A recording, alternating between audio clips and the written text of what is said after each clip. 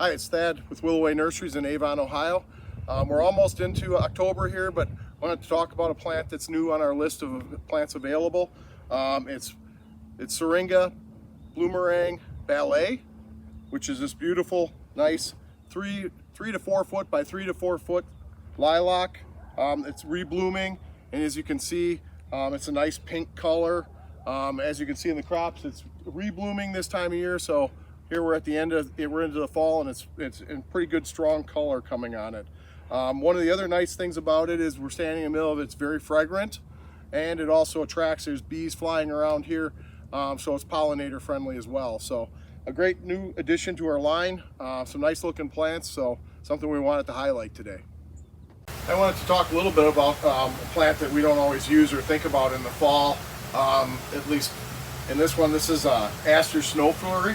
It's part of the native plant series and American Beauties. And one of the things I like is it's really showy right now. When we talk about asters, we will often think of the purple dome aster, that's that purple color. But this is a nice kind of creeping one. As you can see, very low and mounded, very dense. We've got a lot of crop here that's looking really at peak right now. We got a lot of bees flying around, so this is one to consider if you've never looked at. Aster's enormous snow flurries. Hi, we're kind of going around looking at some fall color, really kind of enhance what's out there. This is anemone curtain call. Nice plant. We've PGR'd them down a little bit because they do stretch a little bit in a pot culture. Really nice though. You can see behind me, they're just really loaded with blossoms right now. They're loving the weather we're having. And this is kind of their highlight, is a spring or a fall blooming. So this was a plant you consider. We have several varieties of anemone, so great plant. Take a look at it. I wanted to just stop by, and as you can see behind me, the roses, we got drifts, lots of different varieties out here, mostly drifts though.